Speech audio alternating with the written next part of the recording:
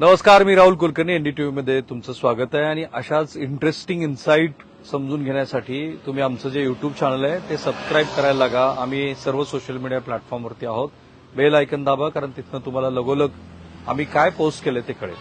खूप इंटरेस्टिंग रंजक अशी कहाणी आहे माझ्याकडे, आणि ती इतकी इन्साईड आहे की त्याच्यातनं बऱ्याच नव्या गोष्टीचा खुलासा होणार आहे. काल जे खेड शिवापूर पुण्यापासून 15-20 किलोमीटर अंतरावरती असलेल्या टोल नाक्यावरती संध्याकाळच्या सुमाराला पोलिसांना एका इनोव्हा गाडीतनं, जी टॅक्सी परमिटची गाडी आहे, येलो टॅक्सी परमिट असतं, तर त्या गाडीत पोलिसांना जे 5 कोटी रुपये सापडले त्याची. पण ती इन्साईड स्टोरी सांगण्याच्या आधी ह्या स्टोरीला 3 पदर आहे. एक पदर आता जो नव्याने ऍड झालाय तो कसब्याचे आमदार श्री रवींद्र धंगेकर यांचा आहे. त्यांचा पुण्याचे पोलीस कमिशनर यांच्याविषयीचा जो राग आहे तो सर्वश्रुत आहे. कारण पोलीस कमिशनर सुद्धा त्यांच्या विरोधामध्ये गुन्हे दाखल केले. एखाद्या लोकप्रतिनिधीच्या विरोधामध्ये जेव्हा गुन्हे दाखल करतो तेव्हा त्यामागं वरिष्ठांनी दिलेले आदेश किती असतात हा एक नेहमीचा चर्चेचा विषय आहे. पण धंगेकर हे सातत्यानं पुणे शहरामध्ये असलेल्या गुन्हेगारीबद्दल, पोलीस आणि गुन्हेगारांच्या कनेक्शनबद्दल बोलत होते. आजही त्यांनी तो राग पुन्हा आळवला आणि ते असं म्हणाले की या सगळ्या याच्यामध्ये पोलीस बटीक म्हणून काम करतायत. खरं तर ते 15 कोटी रुपये होते, 5 कोटी रुपये दाखवले, 10 कोटी रुपये पोलिसांनी संबंधिताच्या घरी नेऊन दिले. मी माहिती अधिकारामध्ये याची माहिती मागणार आहे आणि त्या माहितीमध्ये जे काही येईल ते लोकांसमोर मांडेल. दुसरा एक अँगल आहे तो राष्ट्रवादी काँग्रेसचे शरद पवार गटाचा आहे. राष्ट्रवादी काँग्रेसचे शरद पवार गट हे सातत्यानं कालपासून सापडलेल्या ह्या निधीबद्दल वेगवेगळे प्रश्न उपस्थित करतात. काय झाडी काय डोंगर, हा जो संदर्भ अवघ्या महाराष्ट्राला माहिती आहे तो घेऊन ते बोलतायत. म्हणजे ऑब्व्हियसली जो दुसरा मुद्दा मी टॅग केलाय तो आहे शहाजी बापू यांच्या संदर्भातला, आणि तो शहाजी बापू यांच्या संदर्भात असल्यामुळे सगळ्यांना कळून चुकलंय की हे जे पैसे आहेत हे शहाजी बापूचे आहेत. पोलिसांनी सांगितलं की मुळात मुंबईपासून कोल्हापूरकडे ही रक्कम निघाली होती, पण यातली इन्साईड स्टोरी क्रमांक ही आहे की ही रक्कम मुंबईतून कोल्हापूरला निघालेली नसून ती मुंबईतनं सांगोल्याला निघालेली होती. याबद्दल तर मी अगदी खात्रीनं सांगू शकतो, इतक्या वरिष्ठ लोकांशी मी बोलतोय. पहिल्यांदाच आम्ही सकाळी बातमी ब्रेक केली की हा एक कंत्राटदार आहे जो म्हणतोय की हे पैसे माझे आहेत. तुम्ही सकाळी 8च्या बुलेटिनमध्ये एनडीटीव्हीने ब्रेक केलेली बातमी बघा. अवघ्या महाराष्ट्राला पहिल्यांदा आम्ही सांगितलं की कोणीतरी आलाय मायका पूत की जो असं म्हणतोय की हे पैसे माझे. तर याच्यातला जो शरद पवार गट आहे त्यांना एक आयती संधी मिळाली आहे की या निमित्ताने वेगवेगळ्या पद्धतीचे आरोप करून त्याच्यातनं खरं कोठं सिद्ध होईपर्यंतच एक प्रकारचं पॉलिटिकल नेरेटिव्ह या सरकारच्या विरोधामध्ये करणं. आणि त्या नेरेटिव्हचा सर्वात मोठा भाग आहे की श्री एकनाथ शिंदे यांनी 15 कोटी रुपये प्रत्येक आमदाराला द्यायचं ठरवलं होतं आणि त्यातले 5 कोटी रुपये देत असताना हे पैसे सापडले गेले. आणि म्हणून एक प्रकारे एकनाथ शिंदे हे पैशाच्या जोरावरती लोकसभेला जसे निवडणूक जिंकले तसेच ते विधानसभेलाही जिंकण्याचा प्रयत्न करतायत. अशा पद्धतीनं आधी जितेंद्र आव्हाड, मग रोहित पवार वगैरे ही मंडळी एक प्रकारे भाष्य करतायत. मला खात्री आहे की पुढची आठवडाभर तरी हा विषय चर्चेत राहील. आम्ही निवडणूक आयोगाकडे पण विचारणा केली की बाबा अशा पद्धतीनं किती घडामोडी घडल्या. तर साधारणपणे रविवारपर्यंत 700-750 आचारसंहिता भंगाच्या वेगवेगळ्या स्वरूपाच्या तक्रारी निवडणूक आयोगाचे जे लाईव्ह अॅप आहे त्याच्यावरती आले होते आणि 31 कोटी रुपये निवडणूक आयोगानं वेगवेगळ्या कारणानं कॉन्फिस्केट केलेत आणि ते पैसे आता सध्या तरी जप्त आहे. आता यातला तिसरा अँगल आहे तो म्हणजे उबाटा गटाचा, तो म्हणजे सुषमा अंधारे यांचा. त्यांनी एक ट्विट केलंय, खेड शिवापूर टोल नाक्यावर 5 कोटी घेऊन जाताना गाडीत असणाऱ्या 4 पैकी एक रफिक नदाफ, ज्याची बातमी एनडीटीव्हीनं ब्रेक केली होती की असा एक कंत्राटदार आहे रफिक नदाफ जो म्हणतोय की मला हे पैसे माझे आहेत. हा शहाजी बापूचा अत्यंत विश्वासू मनुष्य आहे. बरं, महाराष्ट्रासाठी पहिल्यांदा हा रफिक नदाफ कोण आहे? तो जो व्हिडिओ व्हायरल झाला काय झाडी काय डोंगर, तो व्हिडिओ जेव्हा शहाजी बापू हे गुवाहाटीला होते तेव्हा त्यांच्याशी संवाद साधणारा हा रफिक नदाफ आहे असं सुषमा अंधारे यांचं मत आहे. म्हणजे तो किती क्लोज आहे शहाजी बापू यांचा की ज्यांच्याशी तो काहीही संवाद साधू शकतो. तर या 4 पैकी तो एक आहे. अशा अर्थाने एक सबळ पुरावा सुषमा अंधारे शहाजी बापू यांच्या विरोधात मांडताना दिसत आहेत. आणि पॉलिटिकली जेव्हा एखादी गोष्ट आपण मांडत असतो तर बऱ्याच गोष्टी ह्या सूचित करायच्या असतात, त्या सूचित केल्या जातात की हा पैसा कसा रफिक नदाफ जो सांगतोय की हा पैसा माझाच आहे, मी एक ठेकेदार आहे आणि ठेकेदार असल्यामुळे तो पैसा घेऊन मी जात होतो. सो आता सुषमा अंधारे यांनी पहिला भाग जो मांडलाय ज्यांच्या विरोधामध्ये शहाजी बापूच्या, की रफिक नदाफ हा तोच व्यक्ती आहे जो काय झाडी काय डोंगर बनत होता आणि तो एवढ्या जवळचा आहे.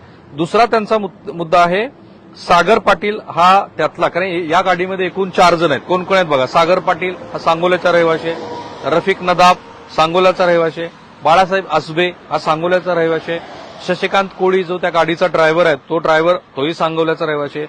या 4ही जणांना काल पोलिसांनी ताब्यात घेतलं होतं, त्यांच्याकडचे पैसे जप्त केले होते. तर आता सुषमा अंधारे यांचं असं मत आहे की सागर पाटील हा शहाजी बापू यांचा सख्खा पुतण्या आहे. म्हणजे मुद्दा क्रमांक 2 काय, तर हे सगळं प्रकरण हे शहाजी बापू यांच्याशी निगडीत आहे. हे सगळं प्रकरण हे श्री एकनाथ शिंदे यांच्याशी निगडीत आहे. हे सगळं प्रकरण हे निवडणुकीतल्या भ्रष्ट पैशाशी निगडीत आहे. हे सगळं प्रकरण हे एकनाथ शिंदे 15 कोटी रुपये प्रत्येक आमदाराला देऊन कशी निवडणूक इन्फ्लुएन्स करतायत त्याच्याशी निगडीत आहे असं सांगण्याचा हा प्रयत्न आहे. त्यातली ही एक इनसाइड स्टोरी, हे जे काही आरोप प्रत्यारोप केले जात आहेत त्यातला जो भाव आहे, जो मधला भाग असतो तो मी समजावून सांगितला. आता इनसाइड स्टोरी पण मी तुम्हाला सांगतो. पहिली मला जी काही माहिती मिळाली त्याप्रमाणे हा पैसा हा निश्चितपणे सांगोल्यालाच चालला होता. जरी तो पैसा पोलीस म्हणत असले की मुंबईवरून कोल्हापूरला चालला होता, तर सांगोल्याची माणसं त्या गाडीत असणं आणि ते पैसे कोल्हापूरला जाणं याचे अनेक अर्थ होतात. म्हणजे एकतर एकनाथ शिंदे यांचे जे कथित आरोप त्यांच्यावरती केले जात आहेत, म्हणजे एकनाथ शिंदेचे सगळे पैसे वाटपाचं काम ऍटलिस्ट वेस्टर्न महाराष्ट्रामधलं तरी शहाजी बापू यांना दिलं की काय असं वाटावं अशा पद्धतीची ही मांडणी आहे, विच इज नॉट ट्रू. हे पैसे हे सांगोल्यालाच जात असावेत असा अंदाज आहे. दुसरा भाग असा आहे की काय कॅज्युअल पद्धतीनं, कारण निवडणुकीमध्ये काळ्या पैशाचा सोर्स आणि त्याचा वापर ही काही आजची गोष्ट नाहीये. ती गेली अनेक वर्ष सुरू आहे. त्याला रोखण्यासाठी इलेक्ट्रोल बॉन्ड आणले. त्या इलेक्ट्रोल बॉन्डची काय नवी भानगड निघाली तीही अख्ख्या देशानं बघितली. आता त्या काळ्या पैशाबद्दल पुन्हा देशात चर्चाशी सुरू झाली की हा सगळा काळा पैसा थांबवायचा असेल तर खरं तर सरकारनेच निवडणुका कॉन्डक्ट कराव्यात. ज्यांना निवडणूक लढायची त्या पक्षाला त्याच्या उमेदवाराच्या तुलनेमध्ये पैसे द्यावेत, म्हणजे ऍटलीस्ट हा काळा पैसा थांबेल. निवडणूक आयोग जो काही इलेक्शन खर्चाची मर्यादा घालून देतो ते पूर्ण थोतांड आहे. त्या थोतांडाच्या मर्यादेत कुठलाच खर्च होत नाही. म्हणजे मला कुठला पक्ष मी सांगणार नाही, पण बारामतीमध्ये किमान मागच्या लोकसभा निवडणुकीमध्ये 500 कोटीचा धुराळा उडाला असं म्हणतात. मराठवाड्यातले अनेक मतदारसंघ असे आहेत की जिथले आकडे ऐकून आपण चक्रावून जातो. 200 कोटी 100 कोटी, आणि त्या आकड्यामध्ये अजिबात एक्झॅजरेशन नाहीये. बूथ लेवल पासून ते गाव पातळीवरच्या सरपंचाला मॅनेज करण्यापर्यंत राजकीय नेत्यांना पैसे खर्चच करावे लागतात. निवडणुकीसाठी पैसा, निवडून आल्यानंतर पुन्हा पैसा त्यातनं तयार करणं आणि पुन्हा निवडणुकीसाठी खर्च करणं, असं ते एक विशेष सर्कल आहे. आणि त्या सर्कलमध्ये सगळे राजकीय पक्ष गुंतलेले आहेत. कोणीच कोणाला नावं ठेवायचं काही कारण नाहीये. डाव्यांचा अपवाद मी मानू शकतो, शेकापचा काही प्रमाणामध्ये, त्यातही शेकाप म्हटल्यानंतर महाराष्ट्रात ज्यांची नावं डोळ्यासमोर येतात अशांची नावं आठवून बघा, तुम्हाला वाटेल की हे सुद्धा त्याला अपवाद नाहीये. सो हे वास्तव आहे की निवडणुकीमध्ये काळ्या पैशाचा वापर होतो. शेकडो कोटी रुपये पकडले जातात. गंमत यातली ही आहे की ज्या पद्धतीनं हे कॅज्युअली पैसे घेऊन जात होते, म्हणजे आपलं सरकार आहे तर त्याबद्दल यांना पूर्ण विश्वास असावा की काही होणार नाही. आता दुसरी इनसाइड स्टोरी अशी आहे की ह्या सगळ्या प्रक्रियेमध्ये 3 यंत्रणा गुंतलेल्या आहेत. एक आहे पोलीस यंत्रणा, दुसरी आहे जिल्हा प्रशासन आहे, तिसरं आहे इन्कम टॅक्स. आता ह्या तिन्ही, एकदा पोलिसांनी हे पैसे ताब्यात घेतल्यानंतर या तीनही लोकांचा याच्यामध्ये समावेश होतो. आता असा समावेश झाल्यानंतर या तीनही यंत्रणावरती माझी माहिती अशी आहे की कमालीचा काल त्यांच्यावरती दबाव होता की या पद्धतीनं जे एक्सपोजे सुरू आहे ते तुम्ही करू नका.